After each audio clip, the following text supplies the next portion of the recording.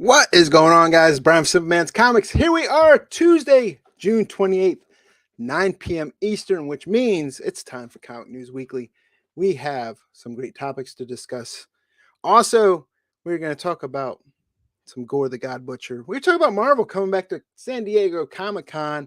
And then I'm a fan of Archie comics. It's what got me into comics, so we like to talk about Archie topics here. We have a new character that's showing up in Archie comics, but not only that, Riverdale is ending on the CW, so it looks like we might have this character in a new Archie show following that Riverdale finale.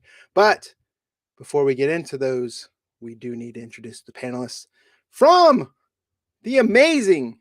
It's not going to be the amazing much longer. And I don't mean that because it's a bad channel, but he is so close to 1,000 subs. Once he gets to 1,000 subs, they are changing the name.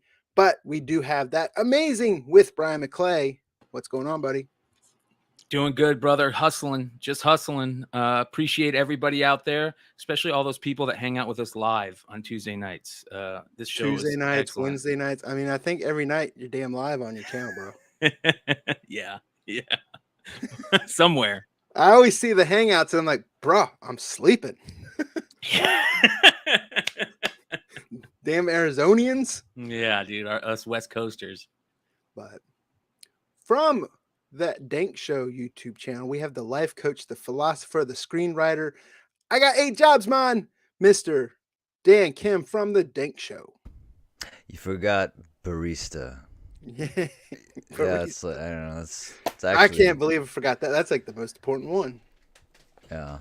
That's where I learned everything. I learned all the other things as a barista, actually. Being like sort of like a daytime bartender, Yeah. you know, like a hippie bartender. Yeah. No, we pour over here, bruh.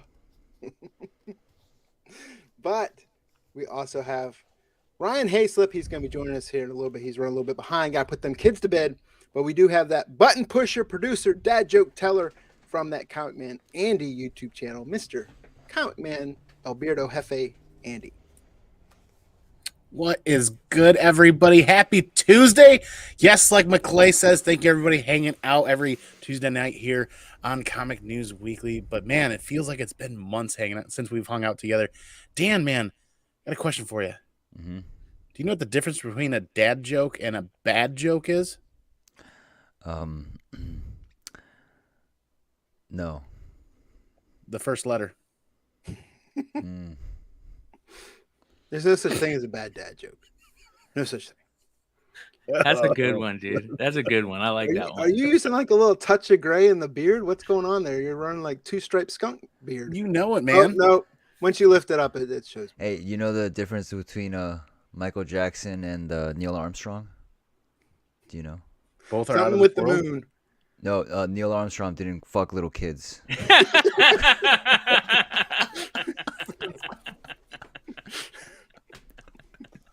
Oh, That's not a dad joke. oh. Well, I mean, technically, depending on your perspective of the matter. Oh, Yeah, I think we're about 3 minutes in, and yeah, rails have come off. Welcome, Patrick, coming into the chat. More people starting to stream into the chat. Always love everyone coming in there because we have a great conversation. I think some of the better conversation happens in the chat.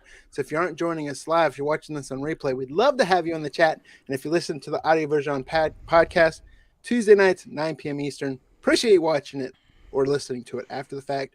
But jump in that conversation. And as we always say, if you have a topic to discuss on the show, make sure you guys put that in the comments below because we are always open to that fourth mystery topic being a viewer discussion topic. But the first one we get into tonight, a week from Friday, big Marvel movie coming out, right? We got Thor: Love and Thunder. I'm excited about it. Taika Waititi. We also get the first, what is it? What do they call it? The fourth movie for a star. I'm saying that wrong, but Chris Hemsworth is the first one to get 4 movies for Thor, right? But a lot of the criticism has been coming that a lot of people don't like the way Christian Bale looks as Gorr the God Butcher. And the topic we're discussing is they interviewed him, and he gave a little bit of reason on that is, if you guys know Christian Bale, he's one of those method actors that drops weight, picks up weight, loses weight, says, wait, I'll be there in a minute. weight. And that's kind of what happened here. He was filming another movie, which they don't disclose what it is. And he looked at Gorr the God Butcher. He's like, there's no way I can gain that much weight in that time. It's like he had, I think, a 3-day window from filming to get over to Australia for this movie, enter quarantine. So they worked it out.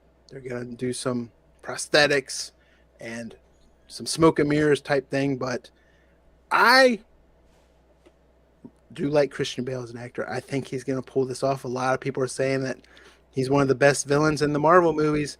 I don't know if that's just solicitation to get people to see it. I'm seeing it regardless, but I know you guys have heard it. I know a lot of the books actually kind of dropped value when they started seeing the trailers, but what are you guys' thoughts on this? I think it's lazy. Not lazy for him to go and gain a bunch of weight, right? They can make him look like the Gorr the God Butcher. Yeah, look, look how much weight Josh Brolin gained to be Thanos.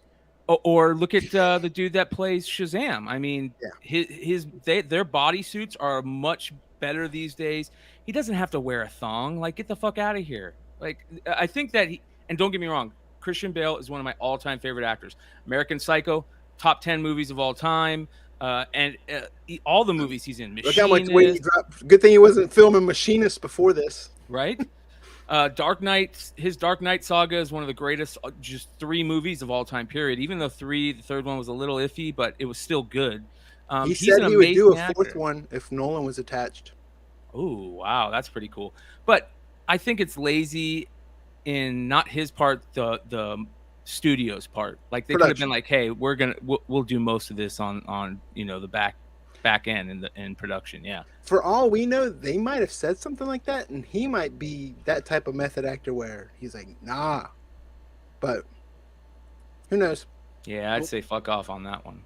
There were some rumblings in the community when the news first hit that there's potentially like an evolutionary progression of how he's going to look, and I don't know if there's any truth to that at all. I don't have a lot of reading history when it comes to Gorr, but it does kind of make sense that they would start kind of like in this minimalist kind of area where he's at, and then maybe, because I don't know if he's going to progress through one movie or is it additional movies. You guys help me out with this, but this is just kind of what I was seeing in the community's chats over the last several months. I hope that's the case. Well, it's funny. Like, they asked him like why the look is so different, and he just did not address the face. Actually, they don't even address it. And I from what I feel like Christian Bale has never. So when you are a CG character, you have to wear this thing on your head with cameras pointing at your face with dots on your face, and like the mocap type stuff. Yeah, right? And he's probably like, "No, I ain't fucking doing that." Yeah, he's like, "Who you think I am? In a circus?" Fuck off! I'm an actor. Like he wants you to, and that's where the money's at. Like I'm sure they negotiated it. He's such a legend, I guess. So. I mean I guess like, and then I bet you it has something to do with financing, where they're like, if we don't see his face, what's the point? Yeah. And people with the money they're not processing like how. Why are we paying Alan? Why are we paying Christian Bale all this money and just cover up his whole face? But I don't know. I think that would have been a braver choice ultimately. Like I want to see how, like, because that's more like, wow, can he act through that shit in such a way that it's still as compelling? Like that's people would pay money just to see that, regardless of Thor. So my hot take is this was a bad business decision. Look how much weight Taika Waititi gained to be, what's his name, Gorg or whatever. Korg. Yeah, right there. Look how much weight he gained. Yeah, get out of here. You got another character in the same movie that. Yeah, that's crazy. And Natalie Portman, she looks like huge, right? They made her like arms or something. Well, they made her a foot taller, right, than she really is, and they kind of cruised her. She did work out a lot at some period, but it wasn't like, I don't think she did steroids, like, because I think Christian Bale does steroids. Of course, they all do. Seal of approval from Jason Aaron himself. So Oh yeah. I guess if Leonardo DiCaprio called me and said, "Hey, I want to do your project and I want to do this and I'm going to change that," I'll be like, "Okay," like what's he gonna say? We got Ryan joining us. Welcome, Ryan. What up? I was really excited about discussing this topic, so I was trying hard to get here on time. Little ones are have a sick little one, so Yeah. you know No problem. We all understand that. Well, But yeah, 3 of the 5 of us do, I guess. what's that? I said 3 of the 5 of us have kids and understand that. Yeah, I but just tune out. I tune it out. I hear the word kids and I don't even hear it anymore. he's like, yeah, You just hear womp womp womp womp womp. Yeah. damn. But Disney yeah, World. it was cool to see that Jason Aaron was cool with his portrayal. And have you heard for anybody that's seen it yet? No, didn't they just have the premiere like a night or two ago?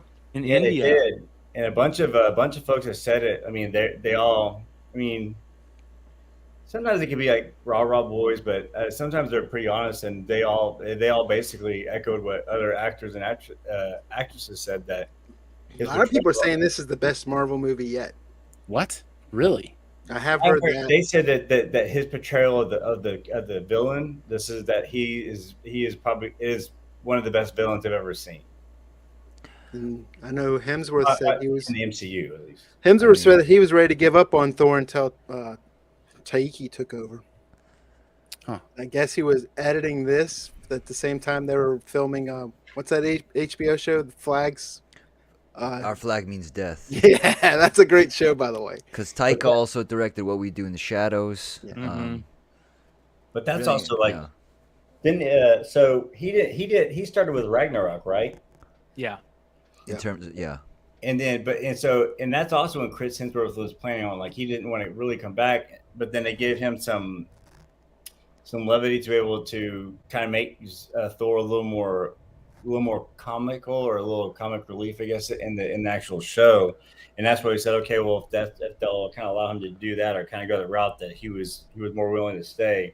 In fact, that they gave, that's kind of where, I guess, where that, he was able to add as almost like a partner to that storyline. So Yeah, and James Gunn wrote a lot of the Guardians scenes in this movie, I believe, right? I mean, the original Thor was like a slightly self-serious, naive person but now they're like playing off of the Chris Hemsworth as a Mimbo, which is like so much more fun, I guess, than. Yeah, he gets to have fun too. Yeah. yeah. He's What's a a great Mimbo? male bimbo. Oh, He plays a dum-dum.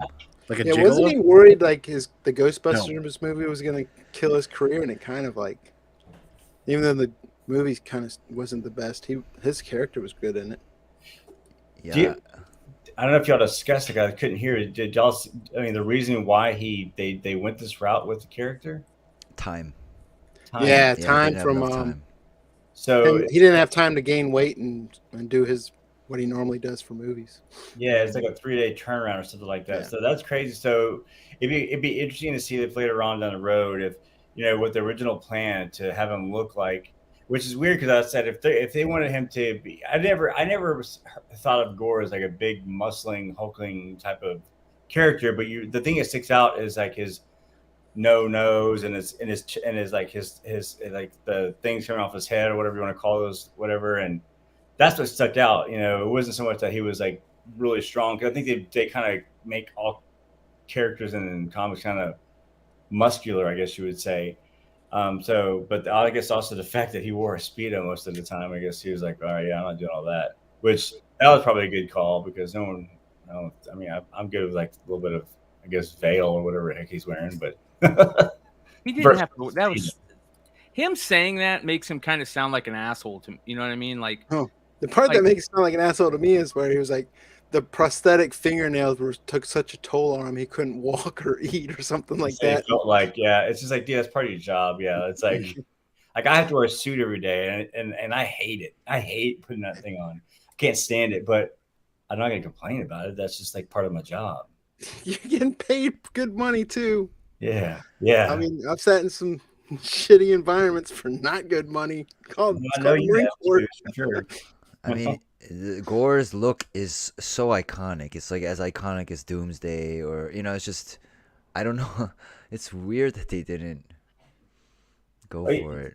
It is weird. I mean, and that's why, because everyone, that was one of the things everyone was waiting to see, was his look. And I don't think at the beginning when they did that, I don't think was his what's the name, Christian Bale. I don't think he really understood that was like a thing, and people were like wanting to see what he actually looked like, because he didn't know the character beforehand. He read it and he saw he read part of the story and thought it was a good story and portrayed it well. But the fact that he like, I don't think he thought them out as backlash or whatever, that not backlash or conversation, I guess you would say, that he didn't look the part, where he didn't expect that much of a now maybe. What was that early pick? Remember there was an early live action pick of Gorr that we all thought was Christian Bale as Gorr. Was that a hoax? What was that? Yeah, I don't know. Concept.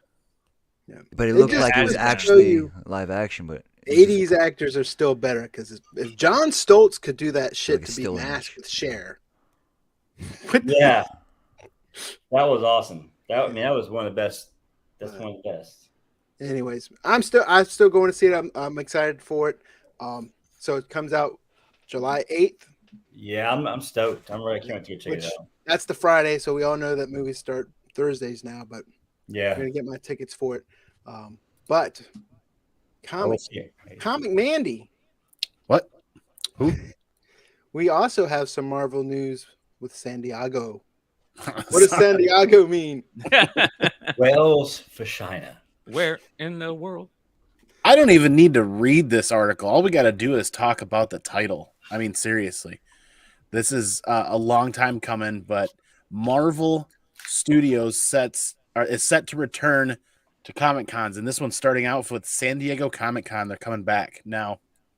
I'm really interested in hearing what you fine gentlemen have to say about this tonight, and what people in the live chat have to say about this, because why wait this long? Like, I'm kind of interested to hear a little bit more about this. Like, because they what didn't was want the to do that driving- stupid virtual at home stuff that stunk, and then half the people that San Diego Comic Con, you got all these great people that have millions and millions in budgeting and marketing, yet they created the dumbest virtual things, and they weren't prepared, and they were just.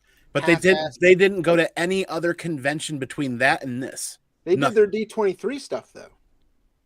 They put all their stuff out on their own Disney D23 convention stuff. Yeah, but think of all the Comic Cons that happened between then and now that they had no representation at. That everybody, like, I went to probably 3 conventions. There's only one Comic Con to rule them all. And it's not even about comics anymore. I agree. It's about it's about movies. It's Movie Con. Yep. It's all about the Hall H, man. Mm-hmm. I'm just giving you a bunch of shit too, Andy. Here's my thing with San Diego. My thing with San Diego has become too expensive to enjoy.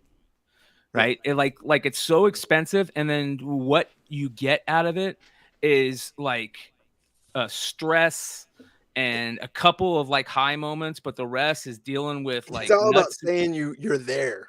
Yeah, and when you're there, it's nuts to butts. Like you can't enjoy being there. Once Yosemite Sam Mile High took off, man, it's like nope. Yeah, it's like been ridiculous. San Diego's all about celebrities hiding that they're celebrities to reveal that they were celebrities the whole time. Wonderful.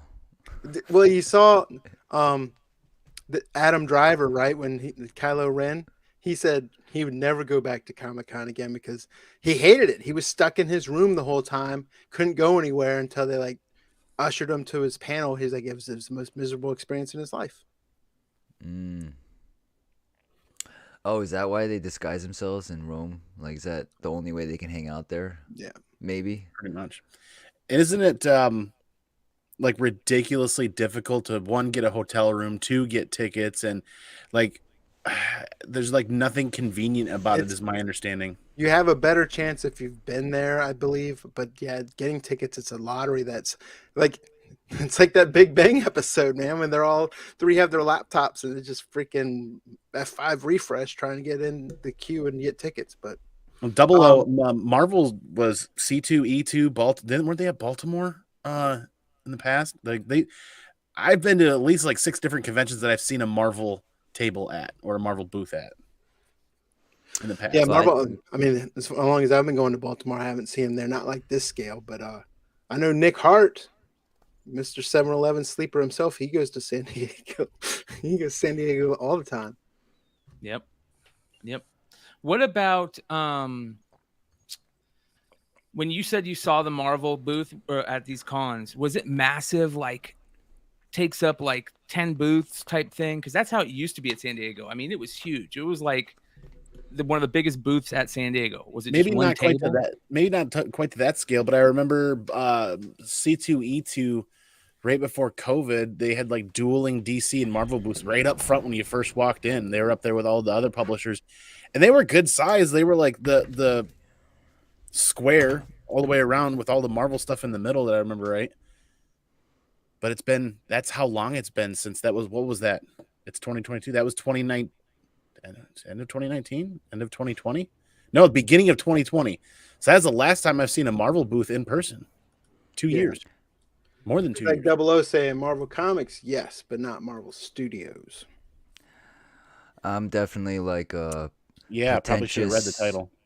Pretentious hipster music head about Comic Cons. I'm just like, it's just not the way it used to be. When it used to be just comic fans, just comics, and like I really do miss that. I am like being a little prick about it, and I do not like the presence of all this video game stuff and There's a lot of stuff video that's not games. comics.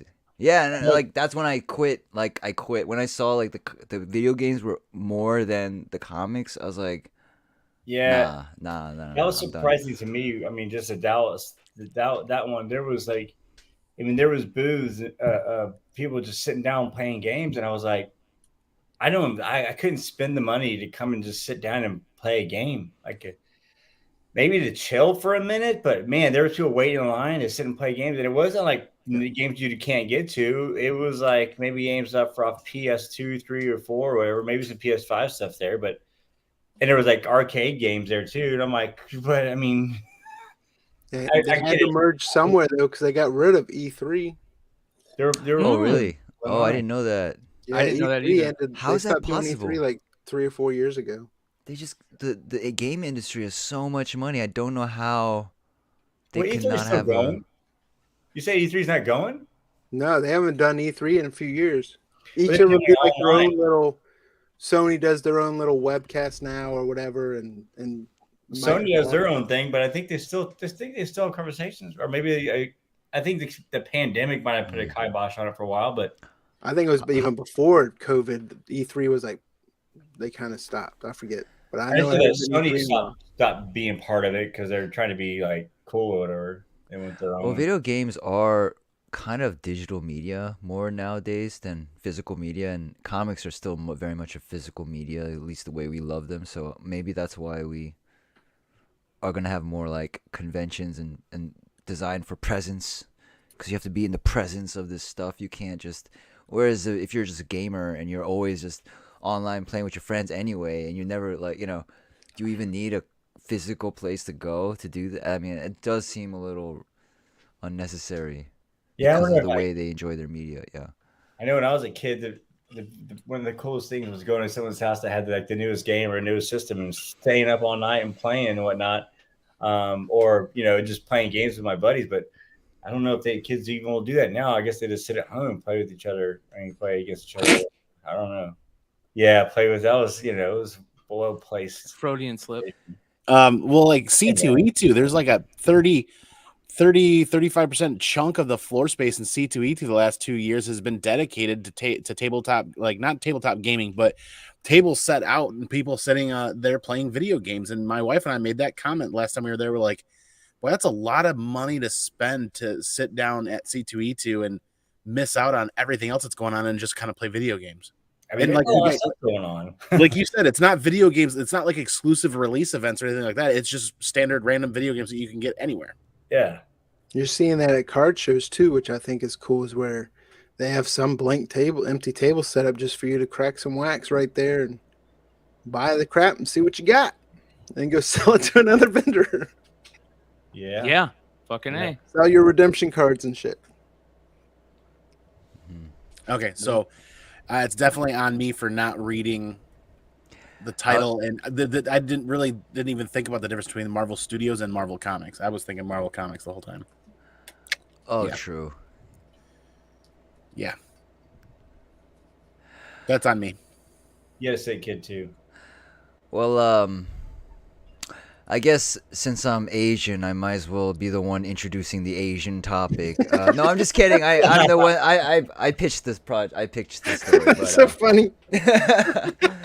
Archie Comics is releasing a new character named Jake Chang, who's sort of a private 16-year-old private investigator. And not only that, not only will he be coming out in comics in July, they already greenlit a CW series just with him, like right after the Riverdale ends or whatever. So we're gonna see it also as a series, which is kind of incredible, and which also makes the book coming out, the Betty and Veronica Jumbo issue 17. Spec. I mean, good spec. I mean, because you already know this character. Like, if this show does well, I mean, that whatever, right? I don't know, spec, whatever. But also, what I didn't know though, it's actually a kind of a reinterpretation and reappropriation of an old character named Fu Chang that did appear in Pep Comics back in the 40s. That was a super racist caricature of an Asian guy that was a private investigator, like in the vein of like Charlie Chan, right? No, Charlie Chan. That like, you know how white guys would play this Chinese guy back in the day. Werner but everyone Oland. loved him. Yep, Yeah. Werner Oland, and what was the name of the other guy? Dude, this is gonna sound terrible, but I grew up watching old movies with my grandparents, and as a kid, I loved the old school detective movies like Charlie Chan, the Silver Fox, I think it's called, the Lone Wolf, the White Fox. Like, they have all these crazy detective movies. And even as a kid, I realized how racist those things were back in the day, and that was normal back in the day, which is so crazy. Well, another little trivia, Bruce Lee was supposed to play as Charlie Chan's son in a new movie series about Charlie Chan's son. He was going to be his number one son. It was going to be they're rebooting Charlie Chan with, Bruce Lee. It fell through, but it was going to be Bruce Lee because Bruce Lee was an actor, a child actor. A lot of people don't know that either. Anyway, Fu Chang appeared in Pep Comics, which is also where Archie first appears too. And that's the connection between the Fu Chang character in the Archie world.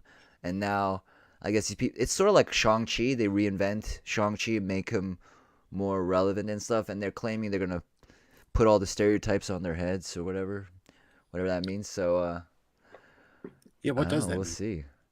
Well, I don't yeah, really and here's know. another thing that's always a kind of a dilemma, right? I understand there's separation between the show and a comic, but from us being comic collectors, anytime the show is coming out or announced the same time before the actual first appearance of the character comes out, it doesn't normally bode well for the comic because this character is actually showing up in July, I think, Betty and Veronica book, right? I think we had the cover art for it. Yep. But we've seen it with Outcast comes to mind, right? The Skybound book. I love that show. It just horrible Cinemax. It was a good show. It was a really good show. Yeah, like the second season aired on like Fox in the UK before it finally made its way over here. But so it was just doomed from a scheduling program. But great show. But what are you guys' thoughts on that too? Because a lot of times when you've seen it with a lot of Mark Millar books, the Netflix deal where shows were announced before the books actually came out. And well, Mark Millar is not a good example because none of his books seem to do well with movies. But whenever media is announced before the appearance, the comics don't do as well. I do think, though, so far, the thing with Asian American themed projects or whatever, they are having an incredible track record of being like known for their quality and popularity. And so, I mean, compared to other groups, whatever. So we'll see, because I think American Born Chinese is coming, and that's going to be much bigger than you guys realize. In my opinion, that's going to be a phenomenon. This show could be, but things are coming down the pipeline. And even One Punch Man, man. I want One Punch Man. Let me play One Punch Man, man. Come on. Justin Lin, if you're watching this, like, seriously, like, you are. I got you, bro. I'm a little worried that the word option just isn't going to have the same meaning or carry the same weight continuing to going forward. I feel like there's definitely a lot of market saturation using that term and that thing. How many things get optioned that never happen? Number one, 70%. and how many things that do get optioned end up living in the limelight or in the shadow of something bigger and better, which is sad because I think they need to take a little bit more time, plan a little bit more accordingly for some really phenomenal stuff to not have to compete as much with other things. And there's just a lot of great stories that don't get their day in the limelight, so to speak, because so much is happening and so much is going on. And there's just, we look back to just 2 years ago, less than 5 years ago, just 2 years ago, that word options slapped a lot harder than it does right now. It meant a little bit more. Now you hear option, the first thing that comes to my mind is like, yeah, but option doesn't equate to action. Well, now Option it's doesn't. two.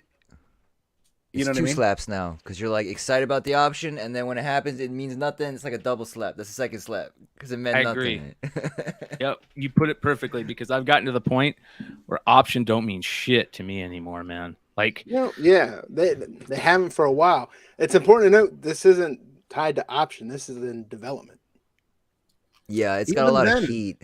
I mean, Yeah. show me. I mean, show me some developments. Show me, like, Well, to me as a reader, as a collector, as a fan, the word option still doesn't show me anything. It doesn't mean much to me. I don't know about McClay. Dan could probably has a lot more meaning to him based on his experiences and whatnot. But and I don't know about Ryan, but even in development, okay. I mean, but this story reminds me more of the Naomi story because that also had a lot of heat. Because it was, oh fuck, I forgot her name, but it had a lot of heat, and it just didn't.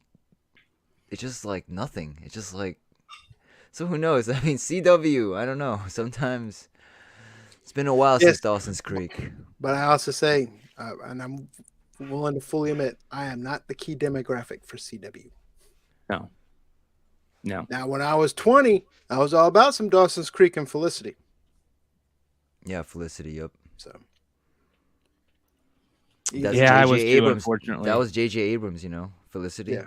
Do you know that? J.J. Abrams was the showrunner of Felicity. yeah. And then you That- got that's Kevin how he, Williamson with Dawson's, right? From creator of Scream. Yeah.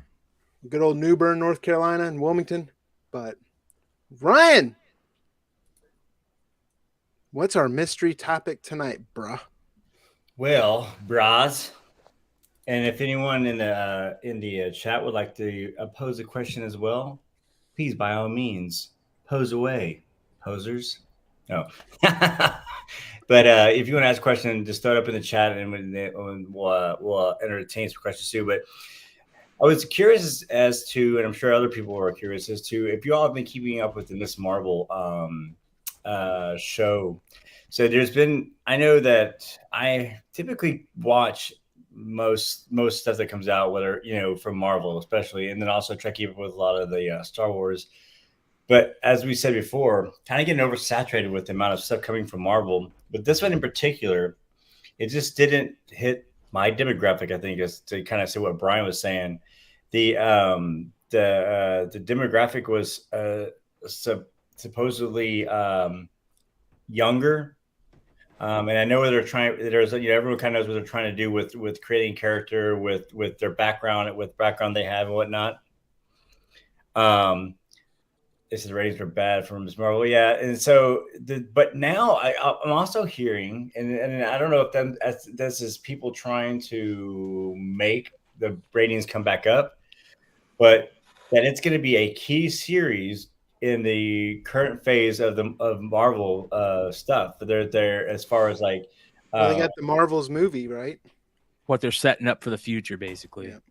Yeah. Like they're like, it's the with the Inhuman stuff, and then because they're even saying like, what you think her origins might be, what it appears her origins might be, there might not be what they're really appears to be, because everyone, I guess, knew her was Inhuman, but maybe and they didn't make that. That's not where she originally got her powers from. But now they're kind of twisting it to where maybe she is Inhuman or something. I don't know, but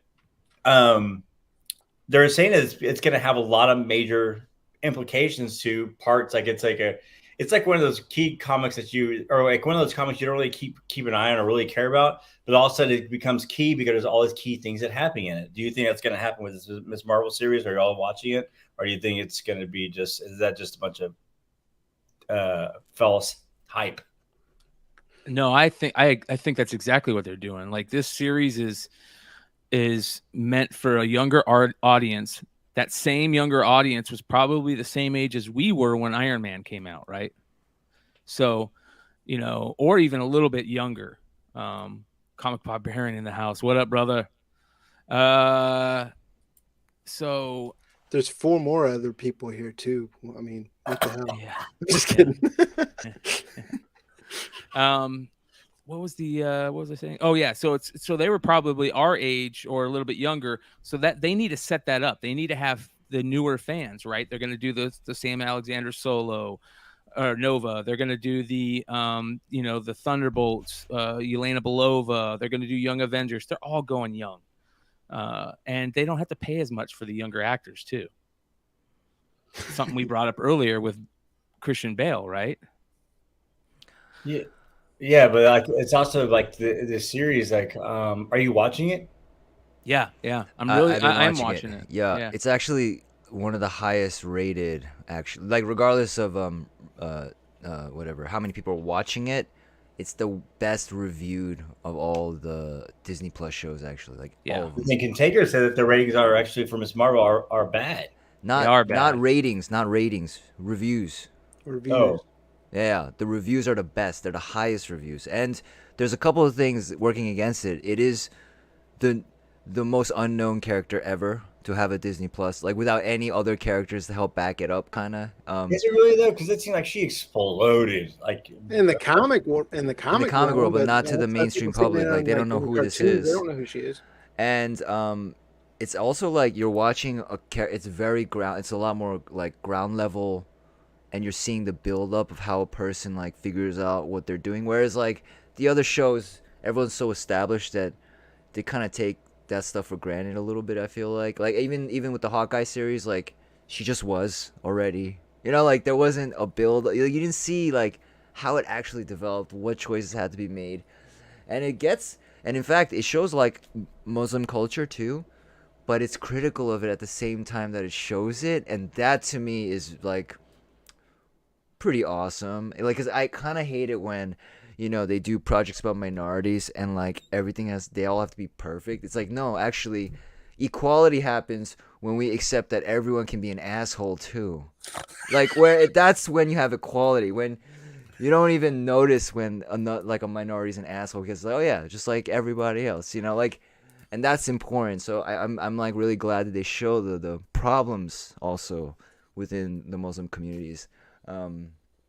So you're pretty stoked on it. Sounds like both Brian. Well, she acts better than I mean, I think her performance is better than I anticipated. She's actually a pretty great actor, especially for her age. Well, everyone was kind of downplaying the series at the beginning. So do you feel like it changed over time? Though, and her parents are like the most like they're some of the best parent characters like ever, in my opinion. In the MCU. I don't know if there's a lot of parents in the MCU, but I don't know. We'll see where it goes because it's not like what I like is they didn't just overpower the crap out of her. Like she's got a lot of vulnerability, a lot of weakness, and in that way, there's a lot more stakes because you watch fucking buildings collapse on Loki. You're like, okay, I guess he's hurt or not because I don't know. You can't tell the power levels of people, how much damage they. It's like completely in this weird realm, but Miss Marvel is just a little more grounded, it seems. I mean, of course, it's nonsense, but I don't know. Yeah, Let's see. And it's connecting the Shang-Chi, right? So it's making all the connections to Shang-Chi, merging it with probably, they're doing something. Yeah. Because there was a big Shang-Chi connection recently. Dan said exactly almost to the exact points that I make on the show. The parents, how it wasn't, I didn't think it was going to be this good, and it's good. Everything Dan said, I agree with 100%. And go Joe Pesci on him. After you guys talking, then I'm gonna have to add it to the list. But just like when we talk about option news, there's a round of oversaturation or the market being oversaturated. There's 4 or 5 shows deep right now and Miss Marvel's not even on my list yet to get to. That I kind of have a plan to get caught up with some of these other things, and there's that oversaturation where it's like there's only so much time in the day. And in 2023, considering you just finally watched The Wire, you're way behind. Yeah, I'm halfway through that. I still think. Yeah. Right. No, I was gonna say I still think Peacemaker is the best TV series comic adaptation, or Peacemaker, maybe Watchmen. Like I think those are like they really pushed it. But for the Marvel stuff, this is pretty good in my opinion. And Oh, I forgot crap! what the other point I was gonna make. I haven't even watched that That's one. But in 2023, it's like Marvel's coming out with shit every month. Like, Yeah. and I'm like, what the fuck? Like Yeah, they're really going nuts next year. So I I can don't see that know. high Like praise they're from Dane. gonna like screw their own movies because Yeah. the movies are coming Gonna out almost a cannibalize their month own apart. viewers. Yeah, they're gonna cannibalize Uh themselves, huh. and I don't know why. Well, So I like don't know. they has something has to happen for everybody to get a little bit better on timing and scheduling. You can kind of see Disney working and kind of figuring that out internally a little bit, but there's going to be some growth that happens as they go forward. I like the idea of there being like back-to-back content, but we're talking about this show also competing with prime summertime. I mean, we've said it the last couple episodes where shows that we've been on, we've talking about a lot of people are spending time outside, out of the lake, doing stuff. Views and time spent on YouTube seems to be down in a lot of areas. And the mobile social media app on phones is kind of where a lot of people are hanging out in little breaks while they're out and about. Oh, Yeah, I mean, I gotta say that's high praise him from Dink because Dink, you have a very, you're very, you have like you'll say when something sucks and when it doesn't. So when you're able, when I hear stuff, I guess I value your opinion a lot. And when you say something like that, it makes you think, okay, well then, because like I was like Andy, I was like, yeah, this is probably what I'm gonna pass on. It's a little bit younger. It's probably not gonna be something that I have. There's a lot going on in my time. I have my children and stuff like that I'm trying to keep up with as well. But now, I don't have something that filled that space. Obi-Wan did still a lot of viewership. I'm sure that's what happened too, because that's what I was like, I got this going on. It's cool. But now I have that time available. And I'm just filling it with GT7 right now, but I could start watching, catch up with this show and see what's going on because I like to know. I like when it's a continuation of a story. If it was its own little standalone thing, I was like, yeah. But if it's a continuation, it's all fits part of the puzzle. That's what really brings the interest in. I think it's also to me the least predictable of the Disney Marvel shows. Like I just because we were all predicting everything correctly for all the other it's like. Or it just like wouldn't even push it as much as we were and I was like, it's always been a kind of a letdown. Whereas this show, I just don't really know where it's going. Yeah. And then like the plot thread that they could have stretched out the whole season, they just like killed it. Like they destroyed that plot thread. So we're in a new plot thread. So I'm just like, wow, they're just like really burning through story in a way you can't predict this. And that's good, man. That's like it's great when you can't predict what's. I hate it when I know. I'm like, oh yeah, well that's the bad guy, and he's gonna die. He's gonna risk his. He's gonna give his life away and save that person, and then they're gonna get the thing at the end. And thank you too. I'm with him on that. On the boys. That was the other. I was going between both. Oh both, yeah, boys. both Boys season shows. 3 is the best boys season Man, in my opinion. No, that not show, not man. It's crazy, bro. Yeah, no, I the agree. best. I couldn't believe. It's because you got freaking supernatural. God dang, man! The boys like. I'm not a big person that I don't care about gore. I don't have to have gore and stuff. I don't have to have cussing. I don't have to have all the adult contents of it. That doesn't matter. I could do without personally. But the story and the way that thing is done, and the acting and the way that guy, I don't know what the actor's name that plays Homelander, dude, they're killing it on that show. Like that show to me is just it's I keep telling like it feel like that's you really gotta, and it's like each season they've gotten a little bit better on that. I still love the show Banshee that Homelander, the guy that plays in Homelander, was in on Cinemax again. Was that a pirate thing? No? Banshee? No, it's like a guy, assassin convict, goes into a small town. It's almost like Walking Tall, but it's not. It's like diamond thief gets out of jail and assumes the identity of a dead sheriff. And and Homelander's muscle suit is incredible because there's a scene where he's like naked and he's skinny as shit. And I'm like, and it was a little weird. I was surprised they didn't CGI a fake like Jack body or whatever because that muscle suit is so good that I didn't know it was all fake or whatever. But I wonder if they did that because like it's almost like to show it's like I don't know if that's what they were doing. I don't know. Maybe you're right, but I don't know if that was exactly what they were. Yeah, but that show's really good. So, but that's cool. I'm glad to see about Miss Marvel. I'm glad to hear what y'all's thoughts on that where that was at and where it's going. And I'm gonna have to start watching that one for sure. But tomorrow's new comic book day. What are you guys getting? Brian, what are you getting for new comic book day tomorrow? You getting like 30 books?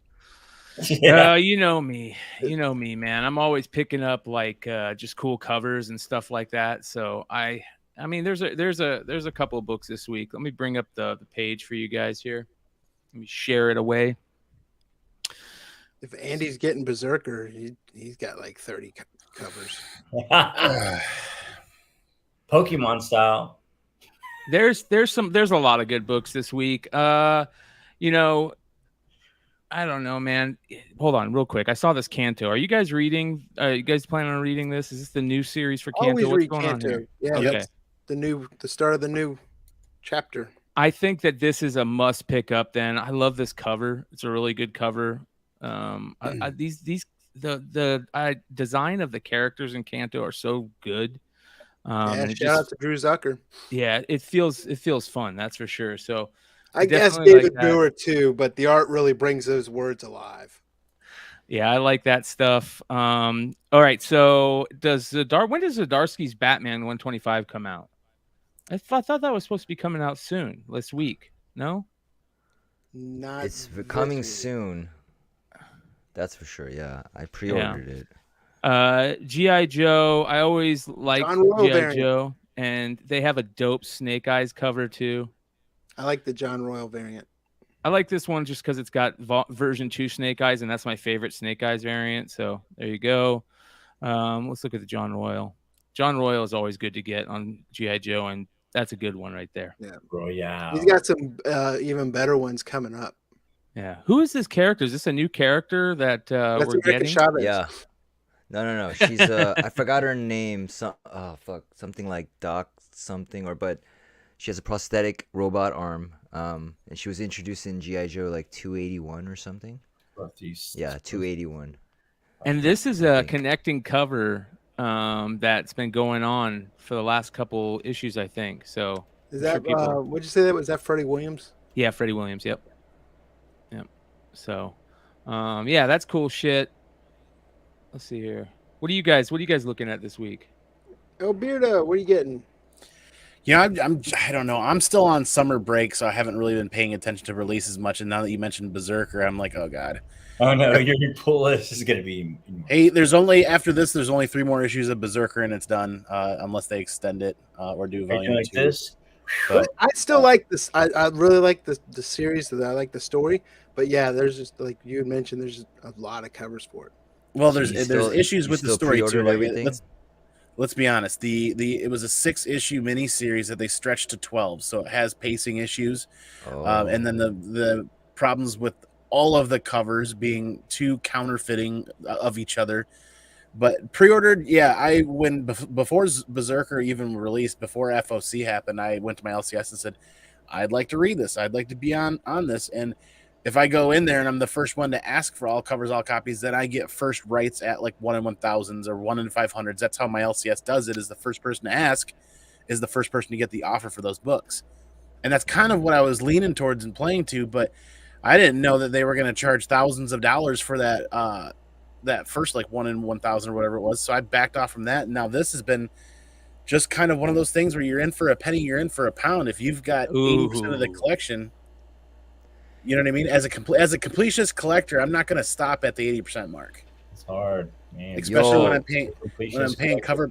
paying cover price or 20% off cover price with my club or my membership at my LCS, and the ratio variants are the LCS owner that I visit. He prices them fairly, like below what they're happening on eBay. So usually I don't do too bad. I'm not looking at flipping these things. I'm not looking at grading and selling even. This is for the completionist collection side of me. But I mean, really what I'm going to be paying more attention to tomorrow is the Star Wars side of things, with Dr. Aphra coming out, Darth Vader coming out, and was there a third one or is it just the 2? Either way, they are changing and restructuring the way that they're doing the Sprouse variants.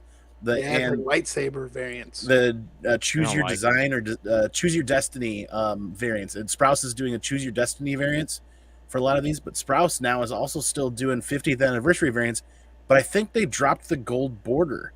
I don't like. No, he's not doing 50th anniversary. He switched to these, and so check Dr. Afra though, because there's a 1 in 25 Sprouse 50th anniversary variant on there for Dr. Afra. That Vader looks awesome though. Yeah, it does. Yeah. But all of those choose your destiny variants are. I think I have a black border, or most of them do. I like this A cover on this Dr. Afra. Where's the 1 in 50 Dr. Afra? Right there. Right here. Yep, they're listing that as the 1 in 25 Sprouse 50th anniversary variant, but there's no gold border on it either. Well, they always show it without the gold border. Oh. Yeah, League of Comic Geeks was pretty good about having the ones with the gold border. So maybe this is gonna have it, maybe it's not. It would be nice if they changed it, the Sprouse anniversary variants to actual ratio variant and drop the gold border. I like that's that why cover. I'm gonna be keeping an eye on that. That's was it Japanese or Chinese Oops. creator variant? Let me reopen that. Hold on. There we go. But yeah, I'm keeping more of an eye on what's happening with Star Wars through the summer because, like you said, it's a little bit quiet. It's summertime. They're kind of making some of their changes in summertime while a lot of people are out doing other stuff. Well, it's that High Republic coming, like the prequel to the High Republic, I guess. So it's whatever they call it. I don't know. So we're gonna have a whole nother load of spec stuff. It's gonna be another. I mean, they do these phases of these like Star Wars. There's 4 titles. There's Obi-Wan, and then there's Han Solo coming out as well. So 4 Star Wars titles this week. I don't like. I mean, I think it's a cool idea how they're showing the hilt and stuff, but I kind of feel like the thing that ruins it is the and this is really picky, but I'm a Star Wars fan, so I'm gonna be freaking picky. I wish they didn't show the lightsaber on, and this whole part was the hilt. You know what I mean? And then they showed right. Yeah. That makes sense. And that's why I don't like this. But other than that, I think this is great. If they just showed, because I collect. You remember back in the day, what was the really famous they would remake props. I forget what it was, a company, and they used to put out these miniature lightsaber hilts for all the characters, and they were so badass, man. So I collected all those. So I love the idea of a lightsaber hilt, but I just think it looks bad with only showing half the lightsaber right here, and you know what I mean. So, anyways, picky. It's being picky. I will agree with you that it feels like a lot of the Star Wars covers seemed a little rushed this last 12 to 18 months. Yeah. So, well, let's see what's this. Han Solo and Chewbacca. They don't really have anything. They have a Usagi variant. What's that? It's okay. I love this Swamp Thing cover right here. This is such a good Swamp Thing cover, and of course Rom V still doing Swamp Thing, but I loved how Swamp Thing was one of the White Lanterns. So, very, very cool cover right there. Yeah, Swamp Thing's been having excellent covers actually for quite some time. Yeah. And the thing about Boom, they always do that. They always just extend the series. Like, oh, money? Let's just 5 more issues. Like that. I mean, it's not the first time. This is. They did that with Wind. Something's killing the children. It's like Berserker. This is interesting. As you guys know, the Coffin verse is that was Brian. Last week. Yeah, Brian Polito's Coffin Comics is one of the, when you go by just sales, like selling out every comic they put out, Coffin is probably up there in the top 5 comic companies that just always sells out their stuff because they don't print too much and they have a rabid fan base, which is really good. They do a lot of Kickstarter stuff too. Yes, a lot of Kickstarter stuff. So be on the lookout for this. This is their new universe they're trying to do, I guess. So you got a lot of cool new variants and stuff like that. But I really like that Captain Death variant. So pretty cool. Be on the lookout. What are you getting tomorrow, Dan? I'm gonna get Public Domain issue 1. That's written and drawn by Chip Zdarsky. At first, I thought it was Dan when I saw that. But it seems like a very meta kind of story. So, that can go really bad really fast, or that can be excellent. So I'm just gonna check it out because Zdarsky is a great writer, right? So see what happens. Real quick, hold on. Yeah. Let's talk about this because look at It's a Substack book too. Yeah. Yeah. It says Sid Dallas is responsible Sid Dallas, what a great porn star name. Sid Dallas is responsible for pop culture's greatest hero, The Domain. But his sons, Miles and David, have a complicated relationship with both the creation and their creator. Can they convince their dad to fight for their family's legacy? Very interesting, man. hmm He's always doing funny, weird shit. I'm actually also gonna get Sins of the Black Flamingo, which is a very gay comic, and I'm down. I mean, it sounds kind of interesting, and it's also, and I read a little press about it, but it's that whole thing again about we need to show flawed people that are minorities too, like different groups. It's good to show the ugly side. You can't just show the positive because then you're not really human. So that's what I like about this story. It's dealing with a narcissist who's got to figure out who he really is, and he's a thief, and see what happens. I mean, it seems kind of, and he's stealing like supernatural artifacts from the elites in Miami, and it's just like, all right, Bro. maybe this is gonna be awesome. I don't know. How funny is that? Earlier on the show, I talked about the Lone Wolf, and if you guys don't know, the Lone Wolf is an old school 1940s, early 1940s movie about basically that. He's not gay. He's a womanizer, but he's exactly that. Like, he's a narcissist that steals from people, like the rich and stuff. And basically the same thing in this one. That's cool. And finally, I'm gonna get Righteous Thirst for Vengeance issue 9. So the thing is, like, I know Rick Remender is like a good writer, but at some point I always get turned off by his work. At some point when I'm reading any of his stories, but this book I can't stop. This is it's something weird about it that it's so different than his other material. Actually, to be honest, because I feel like his protagonists are usually self-absorbed, kind of narcissistic, and women and it's but I don't know if it's because he's not writing a white character. Like, the lead is an Asian guy, so it's like it's so different, and it's Benedict Wong, of course. Like, it's obviously modeled after Benedict, but and it's an awesome story. It's thrilling, it's bloody, it's unpredictable, and I can't wait. It's always thrilling, and it's like not a lot of dialogue. So Remender usually a lot of dialogue, a lot of blah blah blah blah blah blah blah. But this is like super minimal. It's so pure comic, and it feels like a Katsushiro Otomo or whatever. And maybe it's the artist, because he says he's the co-creator, the artist. Maybe it's because he's collaborating with this artist, and that's why it's better than the sum of its parts or whatever. But this is my favorite Remender. That's how you say his name, right? Yeah, Rick Remender. Yeah, that I've read personally for my own personal reasons. I'm not saying he's a great writer. I know he's a great writer, but something about his protagonist just get on my nerves at a certain point. But not this book. And it's not because he's Asian. It's not just because he's Asian. Sure. Ryan, what are you doing tomorrow? Tomorrow, so there's a second print, I believe, I think a second print of I know Venom, the Lethal Protector is coming out tomorrow, so I'm going to pick up the next issue of that. But the Kyle Hotz one is the one I'm really looking forward to. It's that one right there. I like Hotz's work. He's just very Sam Keith. What's that? He's kind of got like a Sam Keith. Yeah. Either that or like Kirkham. Yeah, Kirkham. Yeah. He's I like how he just made Venom's like kind of wild there. Spit just going everywhere. That's cool. There's also Silver Surfer, the Rebirth. I'm gonna grab the next Thanos cover. What's that? Is it the Thanos cover? Yeah. Yeah, it's a cool cover. Is that might be the one that's the second print? I can't remember if that's the next one in the series. And then do you see it in there? Silver Surfer Rebirth. Is it coming out this week?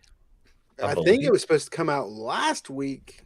I did see it on some listings for this week. I couldn't remember if it was a second print or not, but Let me see. Yeah, I saw that one, the Elite Protector one, and then let me see if I. Well, I'm looking at previews, so I don't know if that's that's what it's Silver. It's Savage Avenger #1 second print. That's what I'm thinking of. Savage Avenger second print's coming out. I always like to pick up the second prints. That's just a thing that I've always just kind of done. And then this is dope. That looks cool. I don't even know who that is. This is that Iron Cat #1, the design variant. Ooh wee, that's a good cover. Ooh wee. Yeah. And then Behemoth has a Red Man. I don't know what that it's Kaiju Killer.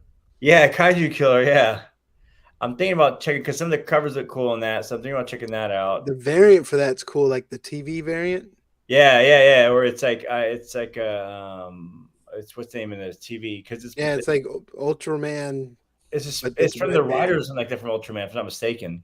Yeah, they should have one called Golden Blend. Yeah, from the creators of Ultraman. Yeah. So there's a couple cool covers of that. When there's one where he's getting ready to kill it. The second one right there. It's pretty cool. Aren't the creators of Ultraman like 120 years old? I was about to say, yeah, it's super old, isn't it? Oh, it's a Marvel comic series and Netflix show. So it must be the new ones. Oh. Yeah. Kyle Higgins did Ultraman though for Marvel, I thought. Or whatever. Maybe Matt Frank was I forget the creative team. Yeah, I don't know. I'm gonna see what that's about. But yeah, that's what I got going on. Dude, there's some really good covers for this Iron Cat book. Yeah, a lot of them are still available too. Wow. Look at this one, this action figure one. Oh man. I'm so burnt out on those though. I know, but this is a cool one. It's like the Venom ones. Secret additional head included. Yeah, and they may as well have just thrown in a headshot variant while they're at it. This is a good Momoko too. Not great, good. I guess from Momoko. Is she good? I haven't heard of her. Yeah. This is a great Scotty Young. Ooh. Yeah. The little Scotty, Iron Man mouse. Yeah, Scotty Young fans are ravenous. Yeah, they are. Oh, it's like a cat leap too. It's like a cool. I just have two picks tomorrow. Reader picks, that right there. 7 Secrets #18. That's the end of 7 Secrets. Oh. I'm actually quite a few. I'm like 4 or 5 issues behind, but Tom Taylor goodness. That's been a fun read. Well, that's it. So good. I'm 4 issues behind, but that ends tomorrow. Wow. The other one I was looking at is Sonic #50. Right? There's a Jonathan Gray variant for that. Of course, they probably don't have the art for it, but that one. No, it's like almost like a whole bunch of characters on it, and then they got Sonic in the middle, and then there's also an incentive variant by was it Tyson Hesse? Yeah, I think it's a 1 in 50, but both of those look good. And 50 issues. I'm not a huge Sonic fan, but every now and then I like to pick up the cool covers. Yeah, that's a good one. I also think this Scorched. Did you guys see this Scorched cover right here? This is the badass cover right here. But the Matina. Yeah. Oh my God, man! If Matina didn't have that stink still on him, he would be just going like everybody would be buying his stuff. This is beautiful. Wow. He always likes that color scheme is his color. Yeah.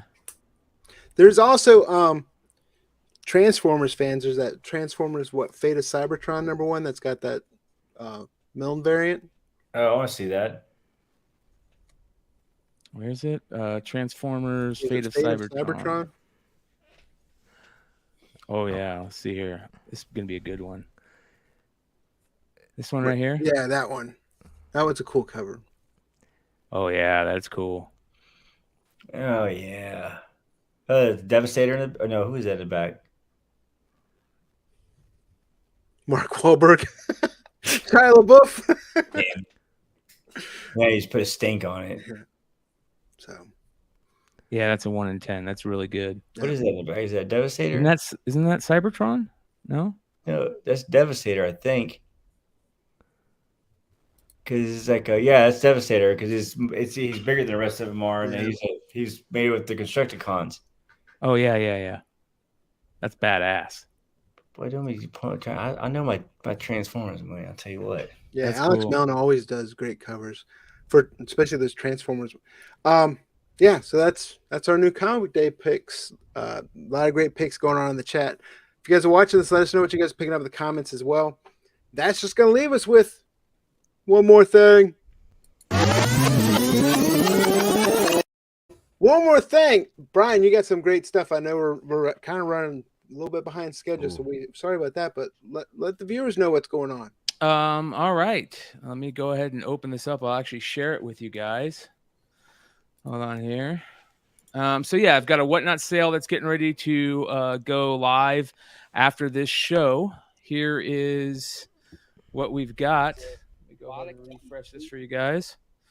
So this is a bunch of crazy books that I got tonight. I've been really hustling.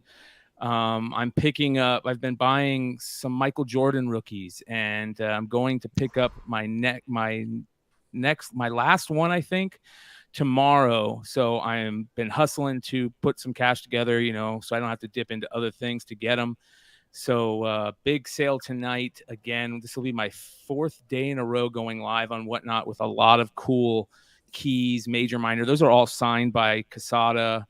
That's that cool Death Gallery. There's a lot of really cool books I have tonight. That Venom variant is like $100 book, super hard to find variant. The Circle of Four Ghost Rider variant. So yeah, a lot of cool stuff, a lot of cool storylines, a lot of cool runs. We're going to do a lot of Flashpoint stuff, a lot of Flashpoint variants, a lot of first appearances, books that a lot of people don't know about. So yeah, it's going to be very cool. I'm really looking forward to getting that done. And then of course I'm almost at 1,000 subscribers. So on the YouTube channel. So come check out the YouTube channel.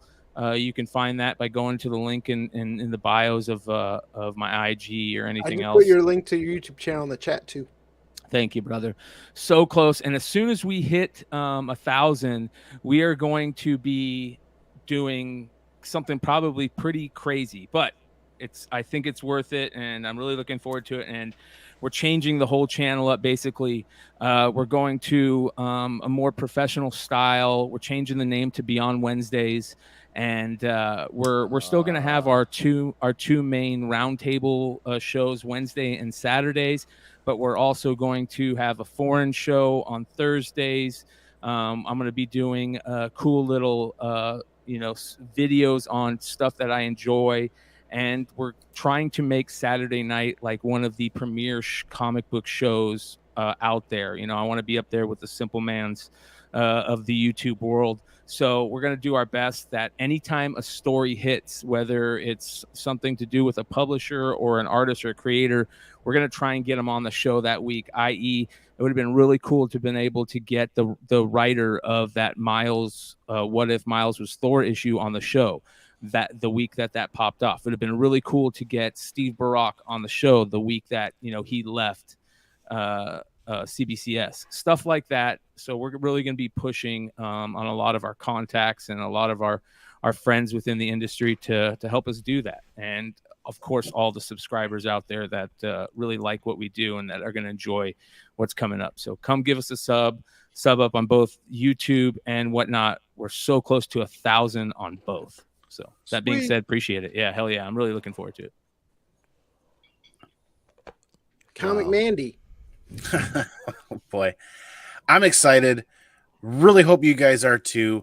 My summer vacation / summer break from YouTube and Whatnot and everything's kind of coming to a close here at the end of this week, beginning of next week after the 4th.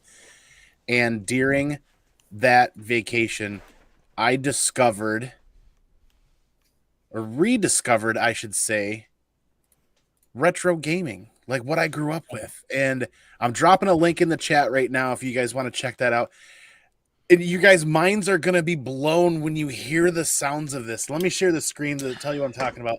So some of you guys may know while I was taking a little bit of vacation, some of you guys had gotten into the chats and some of the pictures that I showed is I went on a little adventure and found myself a 36-inch original Sony Wega tube right? TV.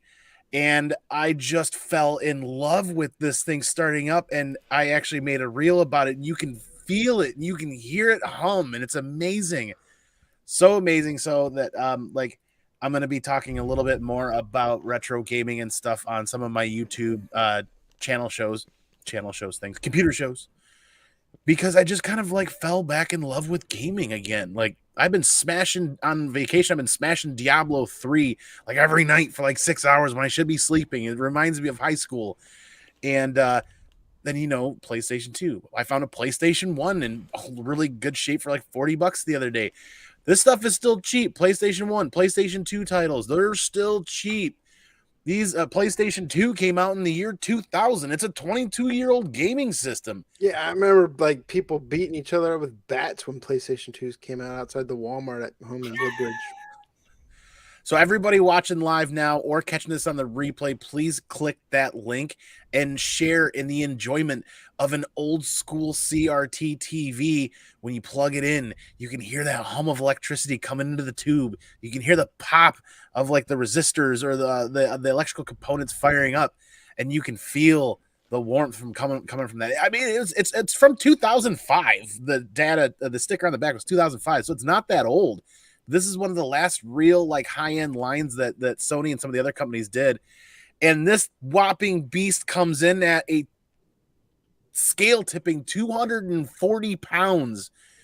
And my wife, myself, my neighbor, and my best friend wrestled this into my basement with an appliance dolly. And it was worth all the blood, sweat, and tears to get it down here.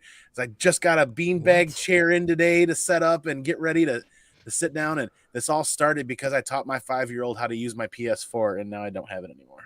You should see the back of that TV, man. How big? 240. It'd be better if it was part TV, part gun safe. Oh, yeah. Yeah, if you show the back of that thing, it's like. Yeah, but is it like what is the inches of the screen or whatever? It's a 38-inch TV with a 36-inch viewable CRT tube screen, but it's one of the last big lines. So the tube is actually the screen is flat. Yeah. So it's when they turned CRTs into flat screens, and then that turned into LCD TVs.